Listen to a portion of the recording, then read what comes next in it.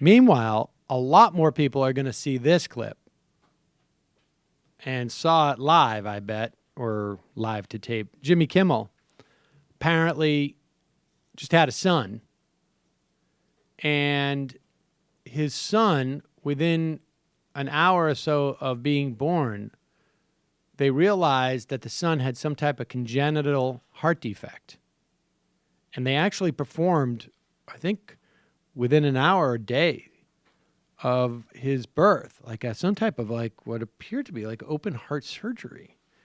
And the kid's doing well. Kimmel tells the story, which I can only imagine how difficult that is to sort of just even talk about him. And I was breaking up on that story that Arthur Bryant told us the other day. But to his credit, really, I mean, I was very impressed by this. To his credit, at a time where he knows there's a debate about this, he remembers that he has a tremendous amount of privilege in going to having access to one of the top medical facilities in the country, and the ability to pay for it's not even an issue.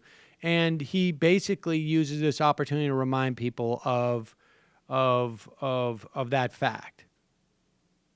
We were brought up to believe that we live in the greatest country in the world, but until a few years ago, millions and millions of us had no access to health insurance at all. You know, before 2014, if you were born with congenital heart disease like my son was, there was a good chance you'd never be able to get health insurance because you had a pre-existing condition. You were born with a pre-existing condition, and if your parents didn't have medical insurance, you might not live long enough to even get denied because of a pre-existing condition. If your baby is going to die, and it doesn't have to, it shouldn't matter how much money you make. I think that's something that, whether you're a Republican or a Democrat or something else, we all agree on that, right? I mean, we do. And I think whatever your party, whatever you believe, whatever you support, we need to make sure that the people who are supposed to represent us, the people who are meeting about this right now in Washington, understand that very clearly. Let's stop with the nonsense. This isn't football. There are no teams. We are the team. It's the United States. Don't let their partisan squabbles divide us on something every decent person wants. We need to take care of each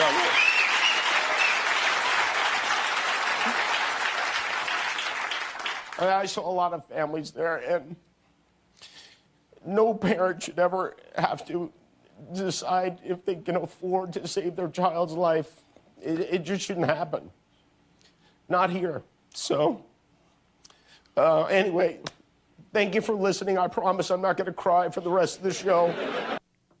So, I mean, I want to applaud him, and I don't want to make this about my one criticism about him, because I think that in the context of where he's at and his platform, him presenting it that way, and it was obviously very heartfelt. I mean, he's not sitting down and going like, I sort of want to politicize this a little bit.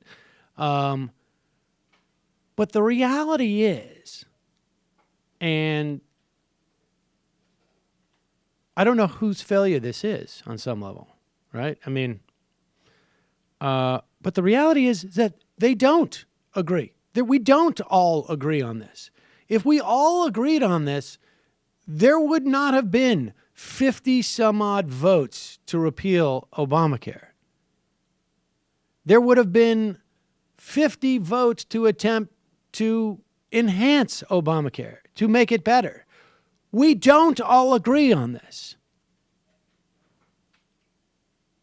In fact, every time they talk about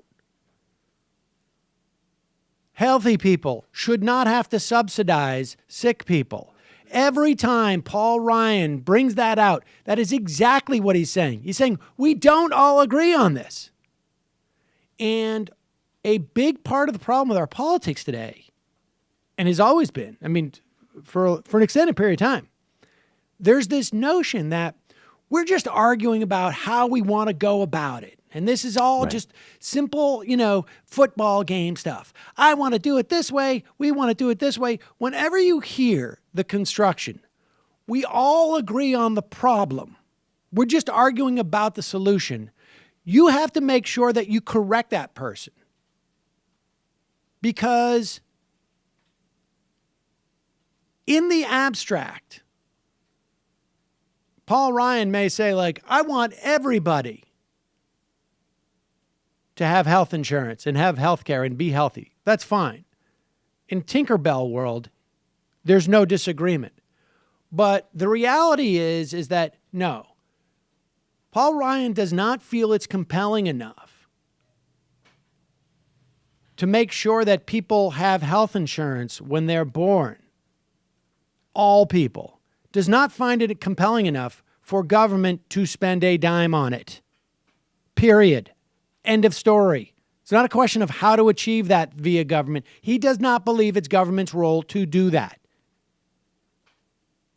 And remember, he's considered to be a rhino, not extreme enough. That's very important for people to understand. Because that is the reality. I mean, should Jimmy Kimmel not be putting it that way? I think it's probably helpful for him to put it that way because it makes it seem even more grotesque. But people should understand that the reality is we don't all agree on it. That's actually what the fight's about. It is a second order discussion as to what's the best way to achieve that via one government program or another.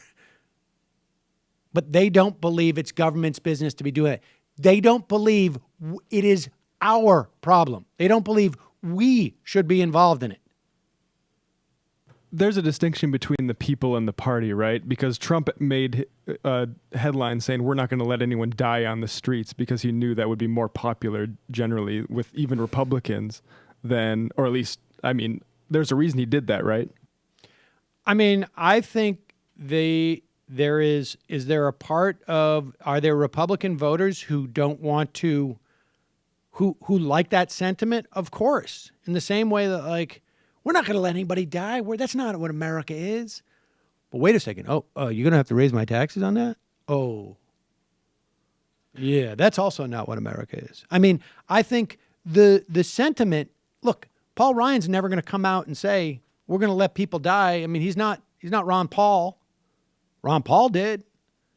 Paul Ryan's belief system is not different from Ron Paul's. He just knows, that we're just going to create something that is going to save us tax dollars and will not suffice. There's no way in the world Paul Ryan believes that risk pools are up to the task.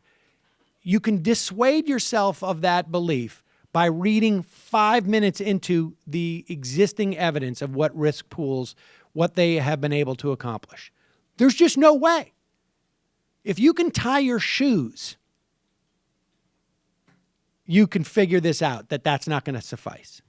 You know what Kimmel, what that was to me was and not in any way taking away, it was incredibly sincere, but that was, I mean, it was Obama. That was an Obama speech, essentially. Yeah. Like that was how Obama presented politics. And I think that is part of what we were talking about earlier. I think that's maybe until the end when it was just sort of bludgeoned into him that he was never going to get respect or cooperation. That was really genuinely his view. That the world of politics was, a Harvard Law Hey, folks, review. the Majority Report YouTube page is in a bit of a crisis right now because of changes in their algorithms. Our YouTube revenue has been clobbered. We need your help. Just a couple of bucks a month would really help us out and keep this channel going. Head over to our Patreon page to find out more information. The URL is right here.